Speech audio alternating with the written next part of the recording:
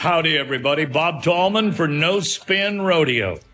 No politics, no BS, just hard-hitting news and rodeo commentary from two of the most trusted sources in our sport. Kendra Santos, Tommy Joe Lucia. Listen up. Here we go.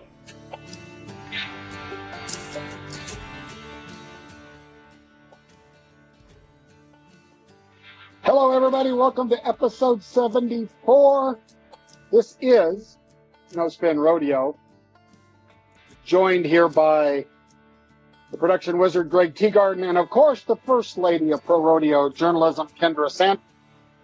Hello, everybody. Welcome to the post-Labor Day get-together. How was your Labor Day?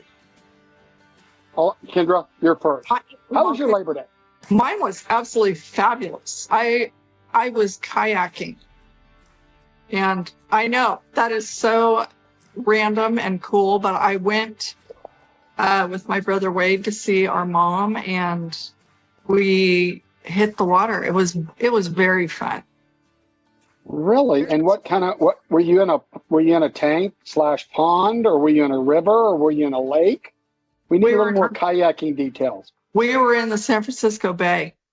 Oh. And so to your left is the Bay Bridge and the whole view of the city, and then over yonder to the right, the Golden Gate Bridge. It was so beautiful and so cool and so unusual for me, not at a rodeo. It was just really exactly, because last week the deadlines that I met were insanity, NFR related mostly, and to just go take a breath was amazing. Well, congratulations. Greg, I think you had a weekend at home, or am I lying? Nope, that's exactly right. And I did absolutely nothing. I just sat, enjoyed the weather, and did nothing. It was great. I had a little barbecue yesterday, but that was about it. Well, I fixed 3 toilets. By the way, it's a little more complicated to put those plungers in the back than you think. And don't disconnect the bottom without draining the tank, or you have a mild water problem. And the residual, like messing with the toilet's not cool, but I did fix 3 toilets that flush aggressively now. Like nothing's not going where it's supposed to go anymore. And so I got that fixed and worked on an RV because we're on our way to Pendleton for the X-Bulls finale at Happy Canyon next week. So I did a lot of RV repair. RVs I've decided are just like horses. If you don't use them, they break. If you use them, they break. And the one thing that you can plan on is you're going to spend a lot of money on them. That's my thing. RVs and horses, very, very similar. So The same thing with a boat. Yeah, a boat's probably the same way. Yeah. Yep. A kayak, much less Yes, with a kayak. easy. I mean, yeah, there's not a lot to break on a kayak, except maybe the seatbelt. Anyway, so let's get started. We'll make this one fun and exciting like always. We want to thank all of you for joining us live. If you're listening to us on the podcast, thanks for tuning in. We sure appreciate it. Kendra, you want to catch us up behind the chutes? What's big on your headlines in the rodeo world? For one thing, a little salt on the wound for you to talk to the girl who's been without water for 10 days from a house flood about plumbing issues. This is true. So you don't even have to. You don't even have water to flush your commode. So see, I should not be complaining. My beautiful new toilet is inside of my beautiful new shower from the house flood from a couple years ago. And so I look at it and I'm like, they're sure pretty, but not really with the toilet inside the new shower. So anyway, let's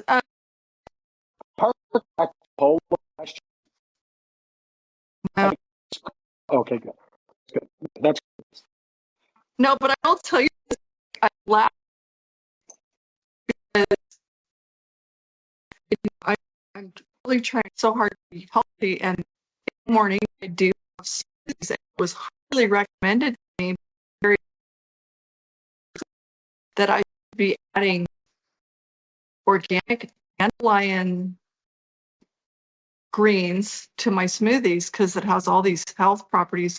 And what I realized, because of not having plumbing in my house and I wash my dishes with the hose out on the lawn, is that I have organic dandelion greens in my lawn. I thought you were going to say the organic dandelion greens acted as if they were a fiber. I thought you were going someone else, but I'm glad that it's in the yard.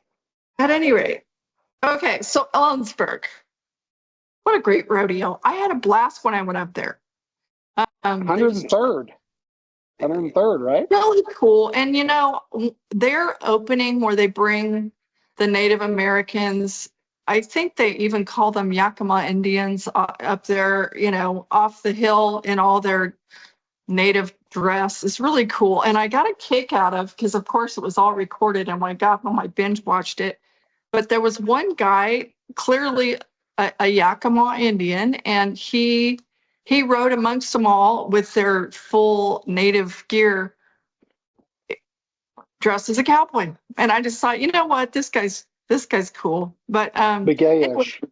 it just ended Labor Day, Monday, September 1st, yesterday. So of note, there was a few different, well, as usual, about everything had notes, but there was a three-way tie in the big break riding. Cole Franks, Bradley Miller, and last year's Ellensburg champ Jess Hope, three-way tie, okay, for the win. Cole Franks did set a new Ellensburg arena record by half a point with 90.5 in the short round on Calgary's disco party. So that was pretty exciting. And Bradley Miller, of course, just came back from an injury timeout and is second only to Ruckersteiner even after taking a break. So good for him. Anyway, okay, there's, you know, here we are in September, so we're down the backstretch of the regular season, right? So there's going to be lots of bubble talk and people moving in and moving out. And of course, Ellensburg's one of the, you know, big stops, you know, as we wind it down here. Cole Clemens from Florida, he won the tie down, and he was 24th before Ellensburg and did scoot up, I think, 4 spots to 20th.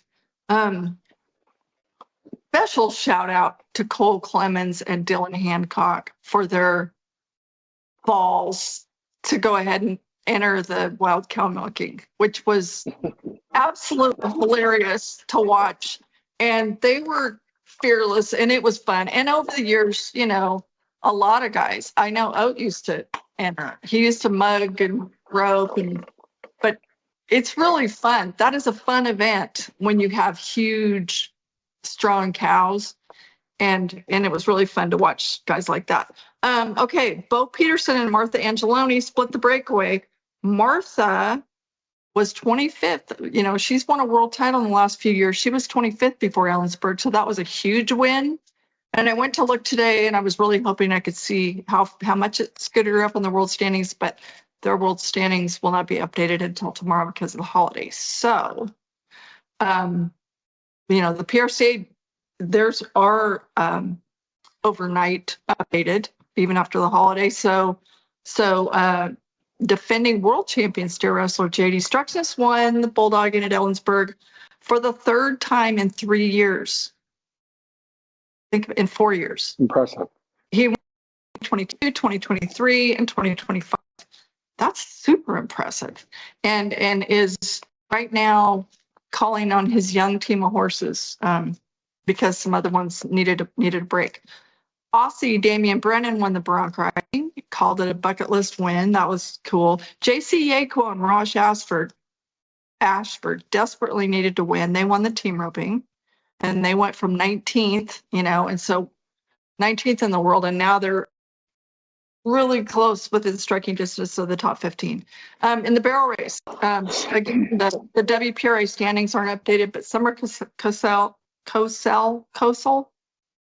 she was 18th, and she and Apollo won Ellensburg, and I did my own, and she won $10,500 at Ellensburg and went from 18th to, she's going to be tapping on Wenda Johnson, who's 15th right now, on her shoulder The only wild card thing there is I don't know what Wenda did at other rodeos. She wasn't, I didn't get Owensburg, but she may have done some good in some other places. I don't know.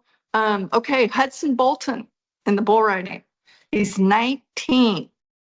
My understanding, he was the PBR Rookie of the Year last year, and he's in the lead for the PRCA's Rookie of the Year this year. He's 10th in the world, and the rookie race in the bull riding in recent years has been so amazing. And it is right now too. Like Hudson Bolton and Aussie Quinn Anderson, they're like neck and neck. They're probably almost certainly both going to be at the NFR. That's pretty cool for a couple of rookies. And Stetson Wright, he won the all around at Ellensburg. He won the X Bulls at Ellensburg, and he stuck it on a bull that went away from his hand in the short round, and he won second. So he made a heck of a move at Ellensburg. Of a note of people only Cowboys, right? Kansas bull rider J.R. Stratford, he's 7th in the world right now. He rode in the short round yesterday. He had broken his collarbone the night before, and the week before dislocated his elbow, but he's still riding. You know? And it doesn't matter if that's, I mean, even with the free arm, so someone's like, oh, arm side, that's where all your motion is in the free arm, right? And that takes balls. Anyway, that's where you got moving beyond Ellensburg, a few fun rodeo notes. Brenda Allen, my dear friend. Okay, the Wrangler Bullfights Hall of Fame class of 2025, they're recognizing Brenda Allen, who was like a very well-known photographer in rodeo, and shot the NFR, the BFI, all these sorts of things for a very, very long time, and was the first woman to do a lot of rodeo shooting. I mean, there have been others, and the name of the woman from Arizona is slipping my mind at this moment. She was awesome also. But Brenda, Louis Field's mother-in-law, and Casey Field and his brother Shad and sister Mackley's grandmother, just a wonderful, cool lady. But I think it's really cool. It's like the Dan and Linda Hubble getting recognized in this year's Hall of Fame at Cheyenne. That's really great because those people, they're a huge part of documenting history. So good. Congratulations to Brenda Allen. The Casey Tibbs Foundation, South Dakota Rodeo Center, their foundation tribute dinner will be held November 1st at the Casey Tibbs Rodeo Center in Pierce, South Dakota. Have you ever been there? I have not. Okay, I've been there twice. And once Oat was recognized, and then once the Berry family was recognized. But it's so cool. And all the South Dakota ranching and rodeo families get together there, and in Casey Tibbs' hometown, and there are the neatest staff of Casey Tibbs and others from South Dakota. But anyway, this year's honorees: Rodeo Cowgirl great Christy Steffes, Rodeo Cowboy great Cole Elshier, past rodeo great Cliff Glade. I don't know him, but I'll be curious to know more about that. Rodeo promoter Jordan Tierney, who's now Jordan Santos, who's my daughter-in-law. Ranch family, Joe Stoddard family, and animal athlete Paul Tierney's Coffee Jeff. So cool for my daughter-in-law, who was Miss Rodeo America 2020 and 2021. I got a kick out of this because I was like, who's Coffee Jeff? This horse, this calf horse that's going to be recognized. So I asked a couple questions about this today, and I get a kick out of this. So Paul Tierney, who these are my in-laws now, we share a grandbaby. He bought this horse that's being recognized at this Hall of Fame at the Black Hills Stock Show in 1976 for $460 because he hooked a stirrup on the gate going into the sale ring, kicked off the hinge before bucking across the ring. So $460. The only other guy bidding on him was going to use him to hunt coyotes. And anyway, Hall figured for $460. I mean, a 9-year-old prospect is kind of weird, but he thought, well, maybe he could be like a practice horse or something. He won the 1979 World Calf Roping title and the 1980 World All-Around Championship riding a $460 horse, which That's cool. that is cool. I love that kind of stuff. So anyway, okay, another thing that I just noticed, one of our most popular episodes of No Spin Rodeo was the one about suicide awareness prevention, recognizing the signs. And the Canadian Pro Rodeo Hall of Fame had their inductions about a week ago, and Ty Posabon was honored. And for those who don't remember, he was a very talented rider. He was 25 years old, and he suffered from CTE, from a lot of concussions related to his line of work. So that was really special for his family and friends. So that, cool. I did just see, on a sad note, that D&H Cattle Company just lost their bull of the 2024 NFR and reserve bull of the year last year, Ricky Vaughn, on August 30th. And that bull had bucked 3 years in the PRCA and was unridden, which is something in this day and age. And I also would mention a congratulations to team roper Lightning Aguilera and Shandy Britt, who just got married on August 30th. Lightning has been riding the bubble. He and Wyatt Cox, his team roping partner right now, major ride bubble. And so I thought, that was some kind of wild, gutsy wedding planning to have that this weekend, right? But congratulations to the Aguileras. Oat and I were seated, just coincidentally with Lightning's family the last time he was at the NFR, and we had such a good time. What a nice family. So anyway, what you got? Well, I don't have a whole lot. Haven Medjed, it's good to see that he's winning, because the last time that I personally talked to him, he was just coming off his back injury, just getting back. He had a wreck, remember I told you about that, ruined the front of his goose trailer, and he did not look positive. And I'm glad to see that he's doing better, has some wins, crawling up the ranks. I think he's back in the top 15, which is great for Haven. I like Haven. And I'm going to say something. You eloquently delivered a lot of details on the bubble. But isn't it true right now that it's not fair to say that doesn't matter, because every dollar matters. So I'm not going to say that it doesn't matter. However, the true coin flip here is the people, correct me if I'm wrong, Kendra, the people that have paid attention to their tour standings and are hitting the playoffs. Because if a little bit of research I did is correct, I'm not going to go through all the disciplines, but there's several in every top 15 that are not going to Puyallup and don't have their tour points. And isn't it fair to say, with the money that's going to be won in, I don't know, those 3 events that are coming up, that's going to pretty much wipe someone out? Yes. Yeah, I mean, yes. That's on the bubble, especially if but they're not just in because those they're not there doesn't mean they didn't try.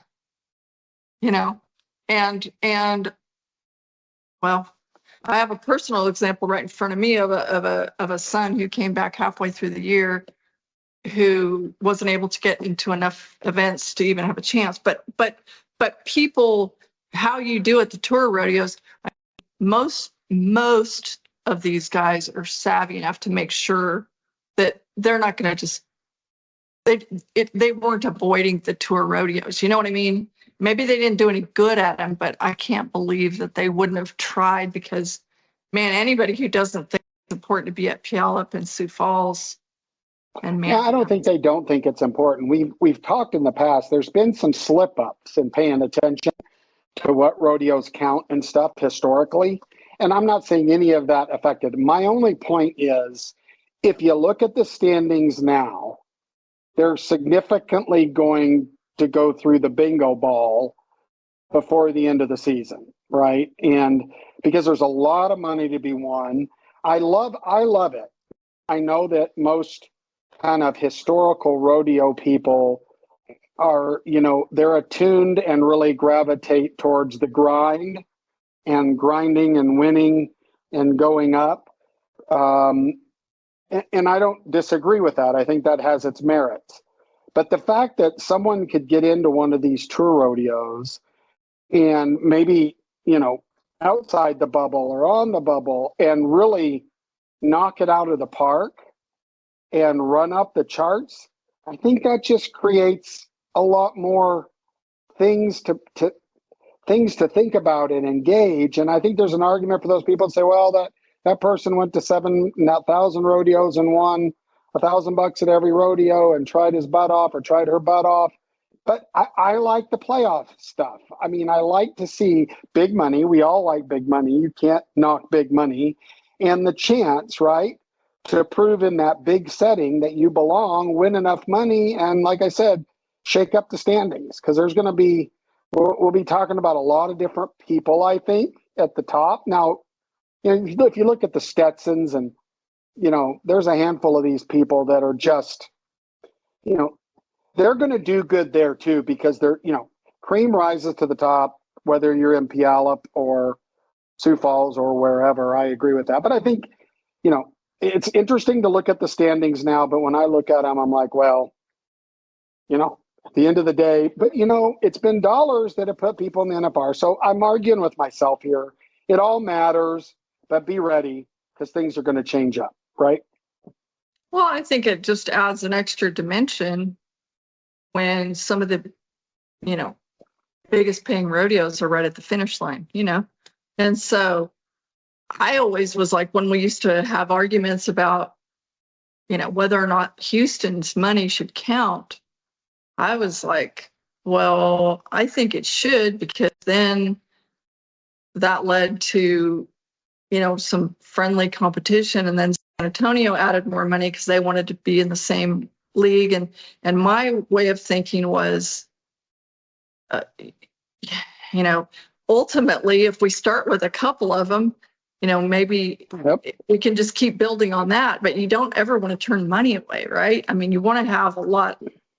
Big money is what wouldn't it be the greatest if we had 20 or 30 majors, You've got a lot, we talked about last time. I don't think it's a theory what you're saying anymore.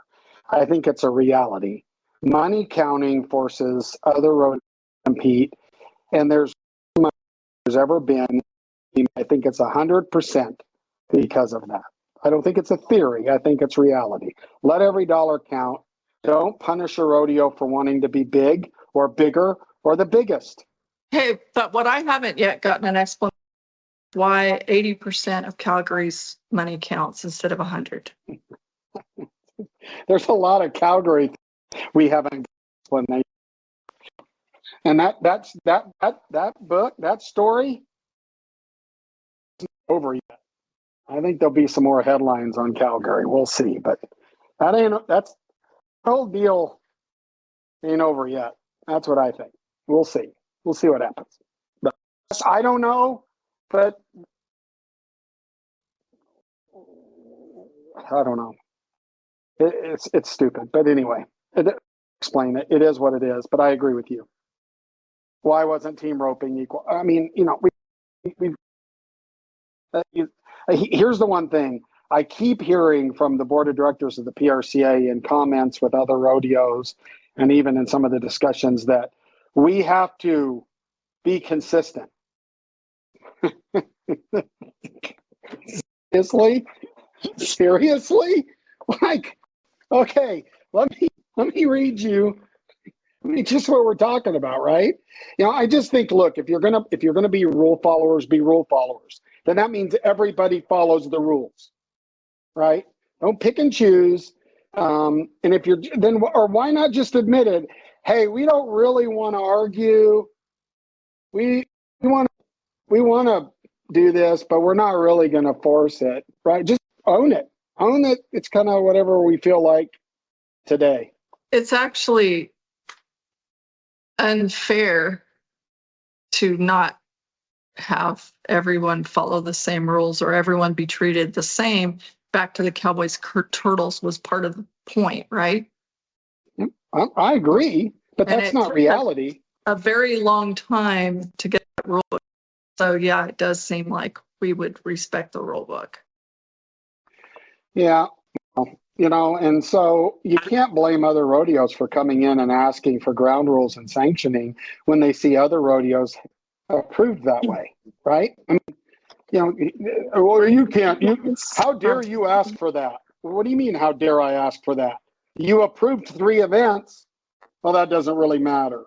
Okay, whatever. All right. Sorry, I just got on a small. No, but that's the problem with rules. It Where's the line? You lose your credibility. All right. Well, that was really cool behind the shoot stuff. I had a couple follow-up things I wanted to bring up. Do you remember when we had the conversation and we both reached out in Rolodex primaries at Teton Ridge concerning the American, when we had heard rumors that they may not be rolling over $1 million? If you don't win the million, historically, that has rolled over to the next year, right? And I don't even know if you recall that conversation, and we never got a response. Well, that's kind of yellow flag number 1. Well, I did think it was very interesting, and one of my no spinner insiders forwarded this to me. That Jenna Moore, who is one of I don't know the exact title of Jenna, but she does a lot of the social media and manages a lot of the social media for Teton Ridge.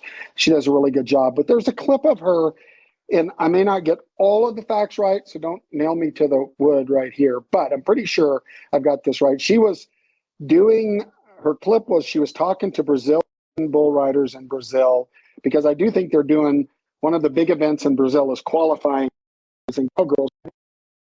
And so she was, and what I thought was pointed out to me is that she said, we want you bull that $1 million. And in that same line, she referenced the 2 million that Pacheco had won, when he did it. But when she said, we want you to win that 1 million, I wonder if that's not another flag up. They're not rolling that $1 million over. I'm just going by what was said, and that may not have been intentional, but it does make me wonder. I'm still not getting any responses on that, by the way. I reached back out, stone cold silence. Right. And for those who don't remember, so when no one won the million at the American in 2021, then in 2022, bull rider Kaique Pacheco won $2.1 million at that one rodeo. And now no with a one qualification on a buck off time. Just saying. Just don't. Just saying, that's a small detail. So yes, I don't know. I haven't heard of people. Of course, the Cowboys, everybody wants to know, naturally. It'll be interesting to see what happens with that, but I think it's leaning towards the no flashcard.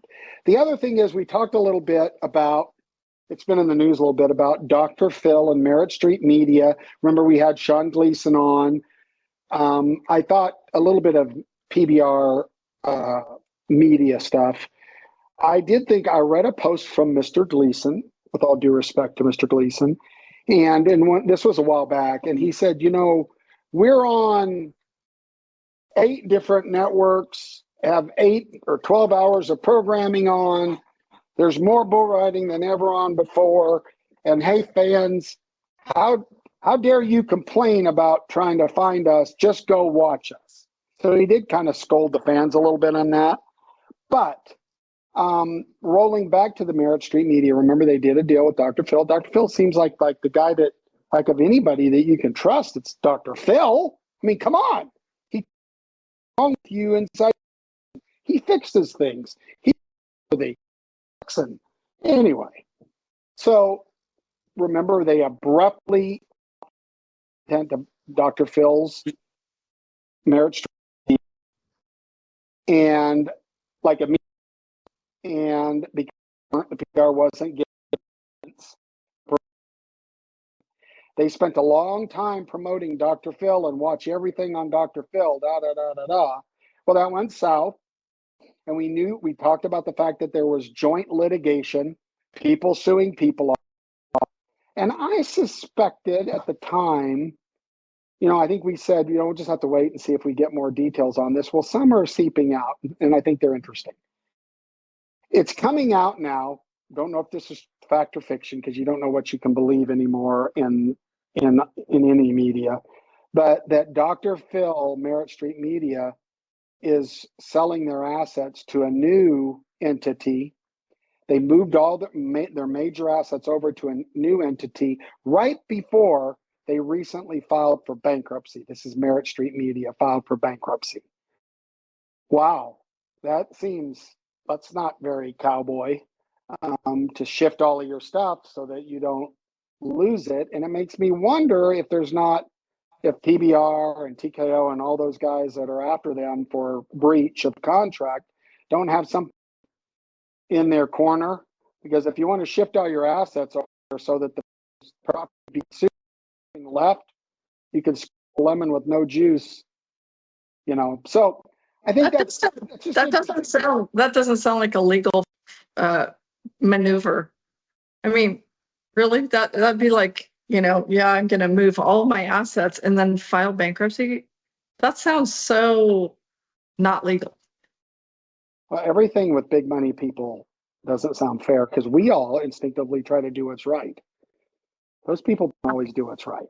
But so I'm sure this has been uncovered.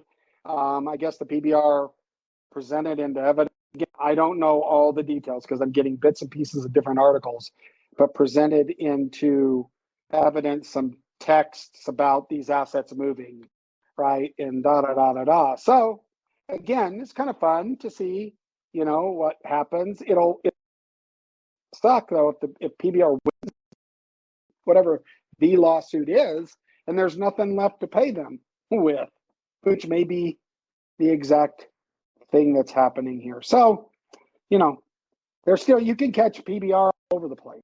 I mean, there's a lot of outlets for PBR content. There's a lot of content out with their team stuff. So that was a couple updates. The other thing that I wanted to pitch out there is I was watching some of the Ellensburg broadcast. Well done.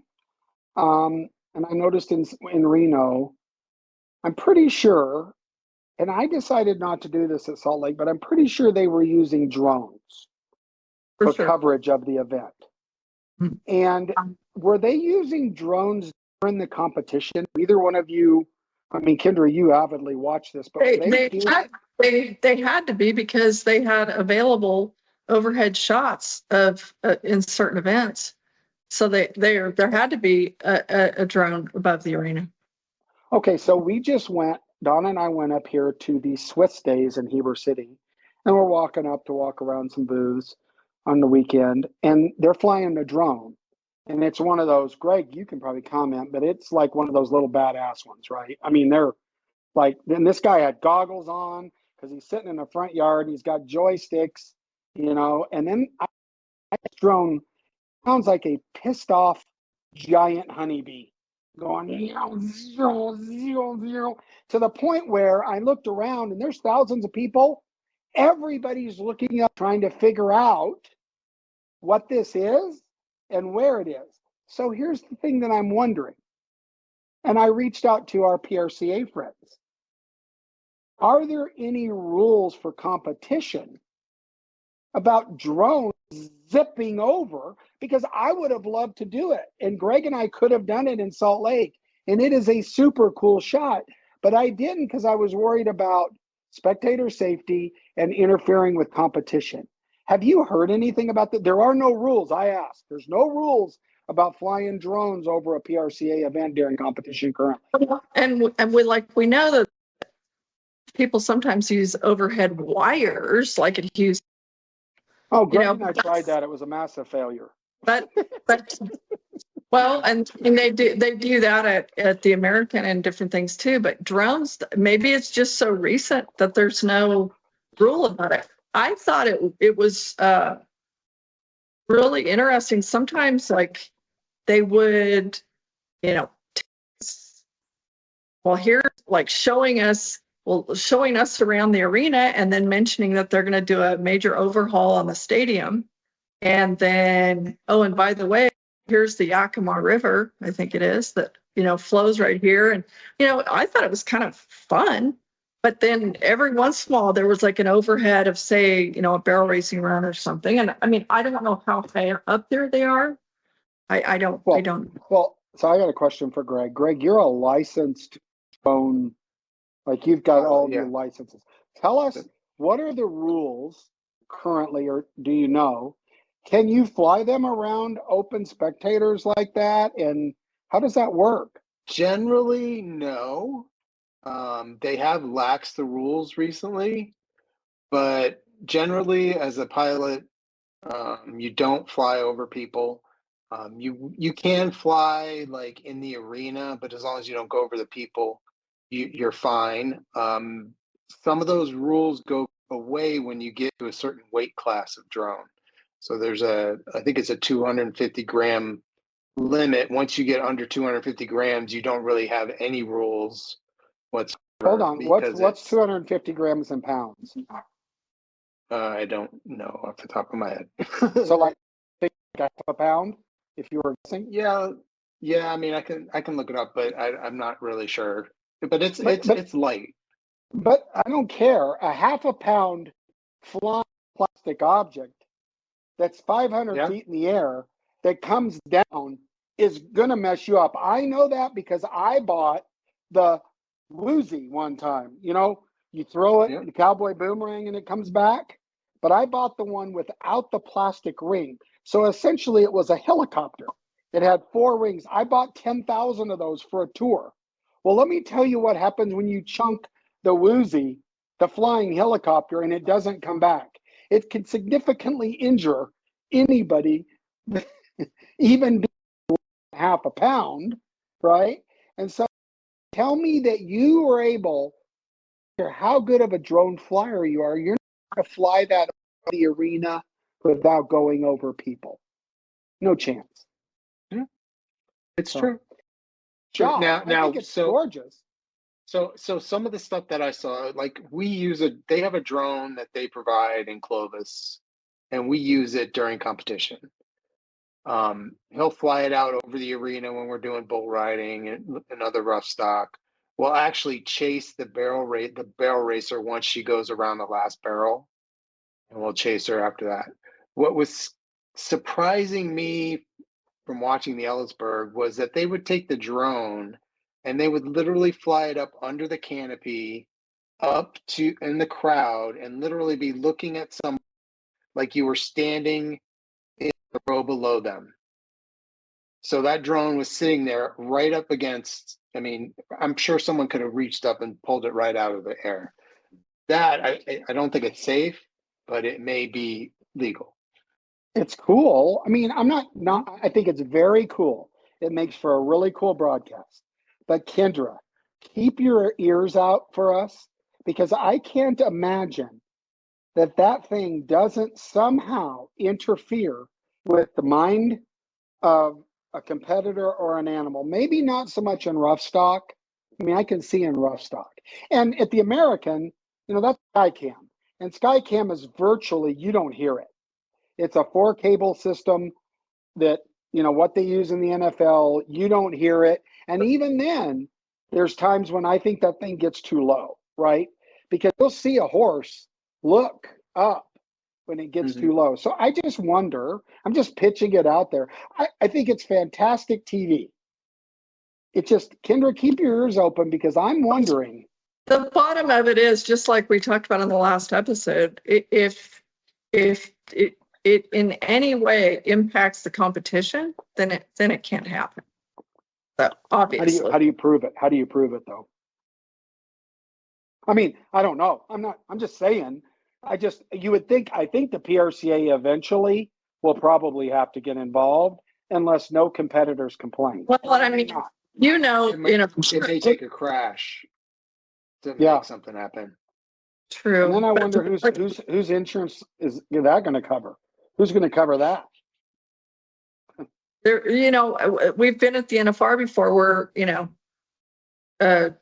world-class barrel horse ducks in front of the barrel or the wrong side or whatever. And then Oh yeah. a lot of times it's happened before the internet years ago, but we all gathered round while we looked at the still shots of the strobe going off right in that horse's face, you know. So, I mean, Yep. if you know, if it impacts the competition, it just can't be allowed by the governing body. I agree with that. So we'll see if that happens. But it is distracting. Like if you're sitting there as a fan and that thing's buzzing right in front of your face, maybe there's a coolness factor to it. But after a few minutes, I'd get a giant fly swatter and whack that sucker right out of the air. Right? It was bugging me at Swiss days, and it was 500 foot in the air, and it was hauling ass around there now. I mean, fast. So anyway, it's something, you know me, the random stuff that I like to talk about. But I thought that was interesting. Well, so our next thing is we'll wrap up today with a little feedback. Greg, who lay some feedback on us, please, sir. So from the 208, ask Kelly Well the same question, and I think he's referring to missing and not entering big events and missing them. So he asked Kerry Wardell the same. He said his travel partner, Lon Lajoie, pronounced that wrong, but tried. Is that great? Do you know who that is? Do you know who Lon is, Kendra? Yeah, he was the world champion bareback rider. How do you say the last name? Lajoie. Lajoie. Okay. He forgot to enter the NFR in 1999. He went to Hawaii vacation and forgot. Kelly saved the day and called Procom and entered Lon. Lon went on to win his first gold buckle that year.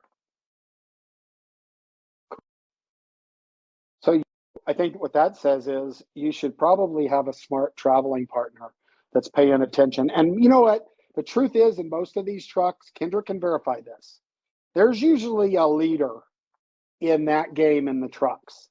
There's the guy that knows how to enter, pays attention to who's entered and not entered, and usually keeps everybody square. Fair? Fair, Kendra? Well, yeah, somebody usually handles the entering. Sometimes somebody else will handle the trades or whatever. But yeah, everybody that I know, as far as the NFR books, written everywhere, they have it in their phone for the alarm to go off. Their traveling partners, their wives, like they're not going to miss the books of the NFR. But yes, that is, you do have to enter the NFR, which is a little bit counterintuitive. It's like you qualified, you know. But how much time do they have? I mean, do the books open and you have until a certain amount of time to enter? There's they open at X time and they close at X time, and part of it, of course, is you know, there's a, and then, you know, for example, for injuries, and then there's also a deadline for team rubbers to have to designate their partner, you know, because sometimes people swap right there at the end, but or someone doesn't get in and it causes a big shuffle. Yeah. It's so silly that they got to enter the NFR, but okay. So in that case, we're going to follow the rules. Sorry. Here we go. All right. Good feedback. The next one's from the 210. Along with tonight's discussion of unplanned things happening at rodeos, how do they remove a bull or a horse from the arena when they are hurt and the animal can't get up and or walk? The hurt bull at San Angelo and the horse in Austin this past year got me thinking. During rodeos, I've seen calves carried out, put on stretchers, or in the bed of an ATV, UTV, side by side. I did grow up with calves, so I know how we, my dad and uncles, would move hurt animals in a humane way. But how is it handled when hundreds or even thousands are watching? At livestock shows, when a full-grown animal expires or breaks a leg, sometimes they put up a temporary wall while they work and bring tools and equipment. But how do you move or load a full-grown bull or horse weighing 1,000+ pounds with all eyes watching down from above at a rodeo or a PBR event? I really do want to know, how do they do this discreetly? Very, very carefully, for one thing. And the fact of the matter, when this happens every once in a blue moon, just like when it happens to, a cowboy or a cowgirl, it's like, well, in the case of a bull or a bucking horse or whatever, or that calf horse the other day at Kennewick, it takes a lot of strong cowboys, who know what they're doing. But you see something like that happen, and you'll see guys from both ends of the arena bail in there and help. And, I will say Cotton Rosser, he had one of the first trailers arena side at every rodeo. He was smart and innovative like that, and he still has that at his rodeos. But now, of course, a veterinarian has to be there. But the fact of the matter is, the truth is that, all these cowboys will bail in there, and they will, circle an animal if an animal's down. And it's like if that happened at the ranch or whatever, and they will, every rodeo in theory at least has a plan for something like that happens, but you will see, at the BFI this last year, Caleb Drager's horse that Marcus Terrio was riding, he had a really weird injury, and he went down, and he was very oddly hurt. But all those team members bailed in there, just like what we're talking about here, and they all got around him, just like Bryce Darrer did the other day when his horse, went down unexpectedly. And they'll hold him down so that they don't struggle. And they'll also, sometimes you'll see them tie, some of their legs together. That's for that animal's protection, so they don't struggle. Maybe if they may have, hurt their stifle or whatever, but if you kick it, you don't want them kicking and floundering because they can hurt themselves further. So everybody's basically trying to calmly, but it takes a ton of collective strength of those cowboys to hold that animal down, keep them as safe as possible, and remove them from the arena to where the vet can work outside the arena, and that's the basic protocol. Well, and I'll add a little bit to that. Cotton was an innovator. When we talk about that trailer, there's been many versions of it. They've had a version at the NFR. Essentially what it is, it's a trailer with a sled on it and a winch, right? And this thing comes out, and it has a sled and a winch, and it allows you to place the animal on the sled and then winch him into the trailer. And I have done countless, at all of my events and a lot of the major events that I've been a part of, we actually do tests, runs, live. Denver, Salt Lake, we do test runs of this. Now, I have chosen personally not to do the trailer thing because this is my personal narrative. The sooner that animal is able to be doctored, the better their chances are. So I want to take that animal and get them into treatment, whatever that is, as fast as possible. Sometimes the trailer thing isn't exactly speedy, okay?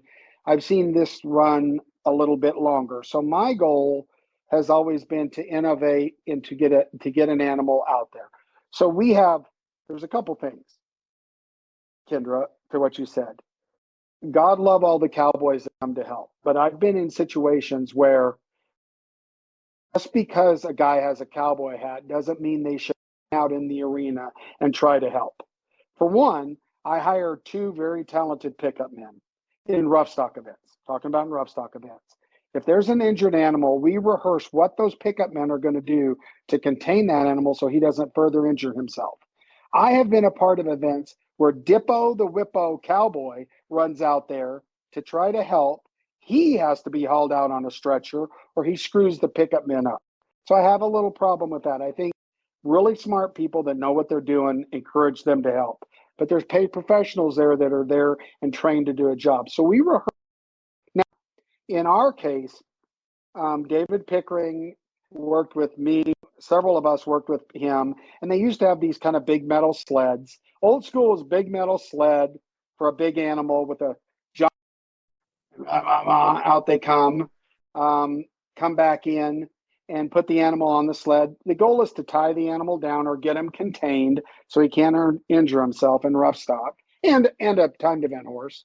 Like you said, there's a tie rope. And then the vet's there that if drugs are needed to be administered to protect that animal, they can do the situation immediately.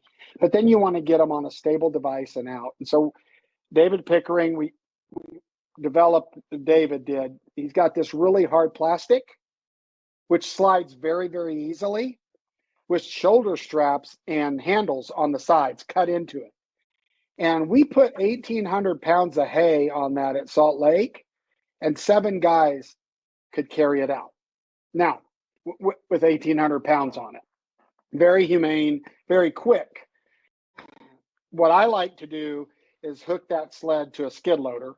And the reason I like a skid loader is because in my PBR days, we had very small areas to work in because these are hockey buildings, right?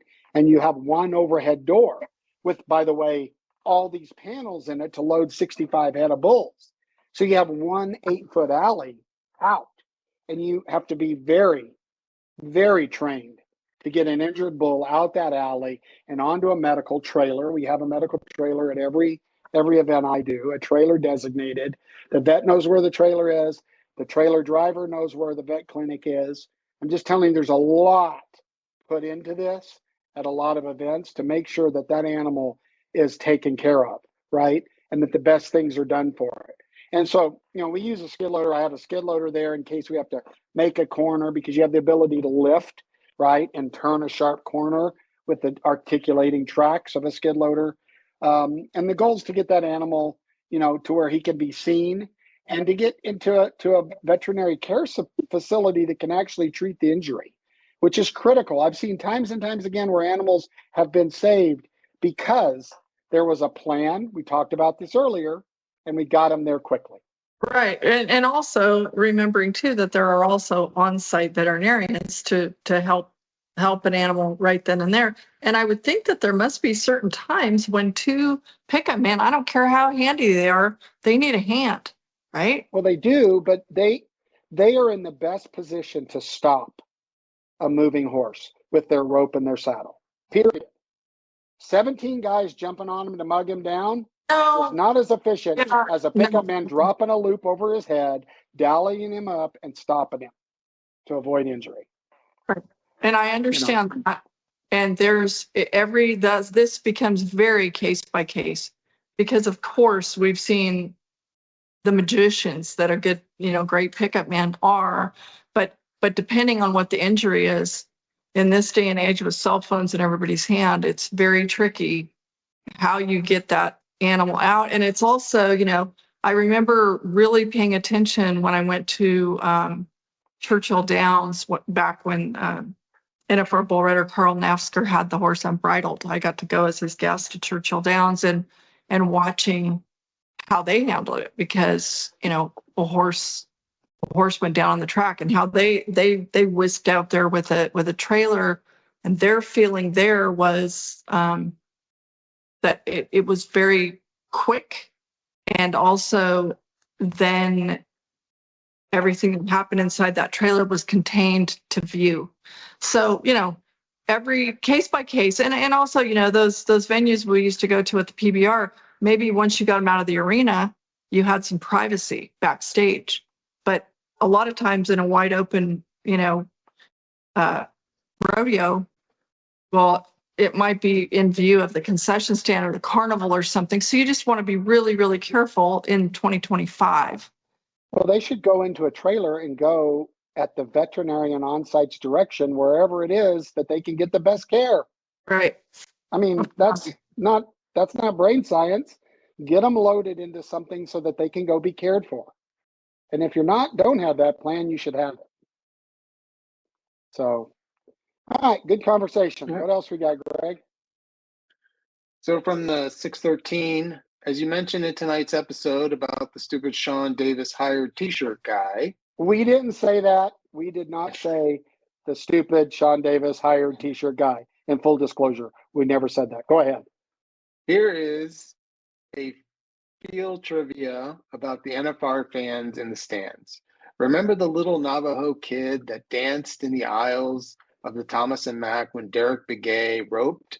Well, that's current team roper rookie header leader for 2025 in the PRCA rookie standings. He was 2024 college national heading champion for Hill College. His name is James Arviso, Derek Begay's nephew. His mother is Derek's sister. This is right down your alley, Kendra.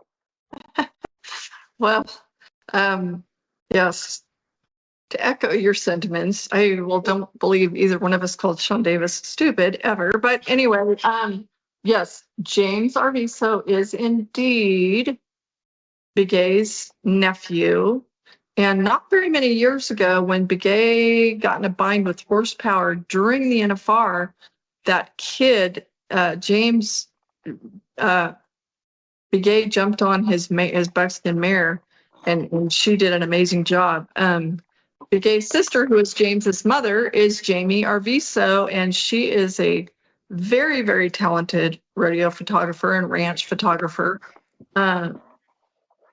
James last June won the 2024 College National Finals in Casper, Wyoming, heading for Caden Profili, who coincidentally right now is the 16th place healer in the world standings. So, yes, that is a great connection. The answers are good in the crowd. Pardon? Just for all of you armchair producers out there that, you're sitting out there and you know how to produce the best event because you watched it on the Cowboy Channel. The very best entertainment at all of these rodeos is organic fun. When people are naturally dancing and naturally having a good time. And there are a lot of events out there that plant people to help encourage that. Okay, there's a lot of rodeo clowns and entertainers that do the boogie woogie shoogie. Some of them better than others. Sorry, rump. But organic fun. Greg switches these shows, right? And when he sees something in the camera, it's fans actually having a good time. You got to have a good music director having a good time and dancing, right? But you got to be careful at the same time. You got Sister Buckle Bunny who decides it's really good in her tank top to do the twister. So, there's just a lot to this, almost like the sled thing. Okay.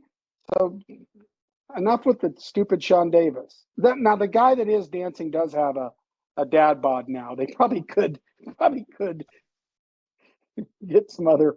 Yeah, but you know what? I think that's part of his cover because, if he was, his cover, I could spot him in Walmart today. I could too. So could you. We all could. We go, hey, you. Oh, you over there by the Bengay. You're the dancer from the NFR, aren't you? You've been there for 15 years. Yeah, but surely not everybody's. Well, maybe a lot of people actually are at every perf and recognize them. To me, the dad bod kind of is a little bit of a cover because he's not like clearly a Chippendales dancer that they hired, I don't know. Anyway. All right. Well, enough about silly dancer guy. All right, last one. Yep. From the 303, did anyone see the Ellensburg Rodeo on Dale Brisby's YouTube channel? Did you see that, Kendra? No. Okay. Greg shared it with me. I watched some of it. So Kendra, because you scolded me last time. You're an avid football fan. Have you watched the Peyton Manning cast in NFL where Peyton and his brother Eli sit there in two boxes and they have the football game in another box, and Peyton and Eli talk about random stuff, primarily football, but random stuff. And I think Eli's the smart one. No, Peyton's the smart one. Eli, he doesn't win any Sudoku classes. But so they talk about it, and it's kind of random. And I tried to watch that, and it didn't do it for me. They have a lot of viewers. And so Teton Ridge, I think, released, this was a Teton Ridge initiative. Hats off for them for trying new stuff. They had Dale Brisby and I think Cody Webster, right? I think it was Cody Webster, Dale Brisby. So you had Dale in a little box and Cody in a little box and the Rodeo in a little box. And Dale and Cody are funny, but they were talking about, really random stuff. And then the only thing that and you've said this before, Kendra, and I agree with you, and Ann Bleicher said this, when they did chime in on rodeo competition, you got to be careful there, right? Because are you calling action or not? Does that make sense? You know what I mean? Oh, she threw a loop. So I thought it was novel, and who knows, 1,000 people may love it. You need to check into it, Kendra, and watch it. I'm interested in what you think of it. Dale was on there, Cody Webster's on there. They were just talking randomly while the rodeo's going on. So I didn't love it, but I didn't love the Manning cast either, in fairness. So I'm not saying that people won't love it. I don't really know. It may be a generational thing. But that's what it was, Kendra. So you need to check it out. I mean, you watch more rodeo. You should get the Cowboy Channel Watcher of the Year award. For sure. For sure. For sure. For sure. I seem to not be able to get enough. I don't know.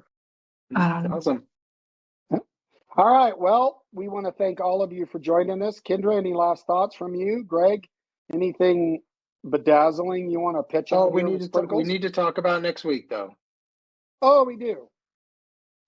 So, for all of you fans that are avid and tune in, we thank you for doing that.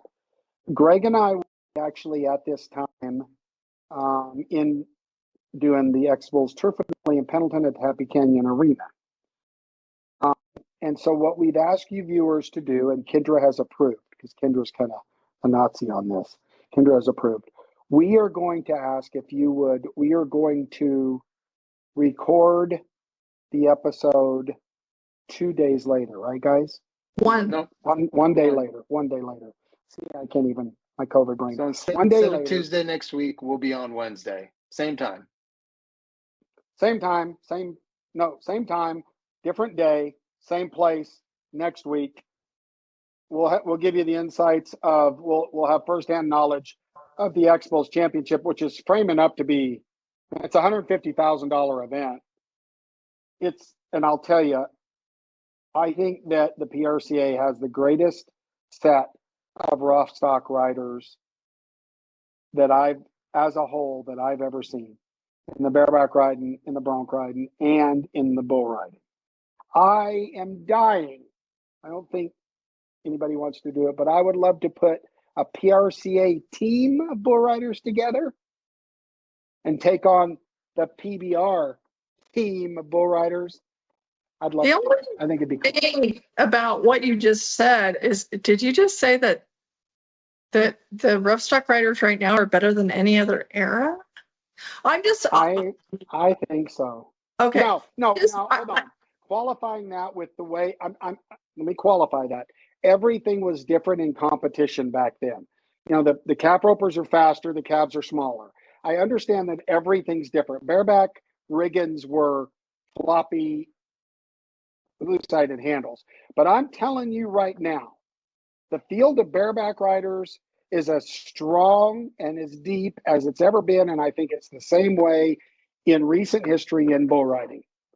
Well, I think everything keeps evolving, and I have, thanks to this NFR project, had some amazing catch-up conversations like last week with people like Dan Mortensen, and today's guys are probably like, who? But what, 6 world titles? I mean, extraordinary. But it's really hard for me to imagine like outdoing the era of Tough and Lane and Jim Sharp and Ty and Clint Bronger and all that. But it wasn't as deep. I'm not saying that there's one guy better than Ty or Lane or any of those back in that day. But the field is darn deep in the bareback riding. Deep Yeah. compared to And- what and- it has always been. Part of that, don't you think part of that is just evolution of the sport? Because that's the same. You could say that for probably every event. You could say it for team roping. I mean, the depth of the field is just, I mean, you can watch old tapes from a long time ago, even of the NFR, and you could go to Wickenburg, Arizona and watch about 50 14-year-olds that would have waxed those guys under today's, you know what I mean? It's just the evolution of the sport rolls on in every event. Well, and I think that the emphasis, can't even talk correctly, the emphasis and the money and the drive in youth rodeo, including the youth NFR, I think that has been critical for cultivating all of these up and comers. And if you look at their history, they have a history there, and it's cool. It's cool. So, but I do, you know, before we walk away from this conversation, want to say that, like, in Oliver, you know, he was roping mammoths, and he would have been a cat daddy in any era. So whatever conditions that guy roped in, he would have been a boss, that kind of thing. Same with Roy Cooper, you know, all along. So anyway. Well, I'm just saying, I believe the rough stock's cheaper than it's ever been. So I don't know that there's anybody that's greater than any other cowboy, but I do believe that it's deeper. All right. Well, thank you guys for joining us. I've got to go get into a family pro fantasy draft like in 3 minutes. I'm always the loser after the draft that says I'm going to come in last, and I don't do that bet. But hey, everybody, thanks for joining us. We love all of you. Thank you, Kendra. Thank you, Greg. Until next time, remember, one day later, next week, we'll see you. This has been No Spin Rodeo.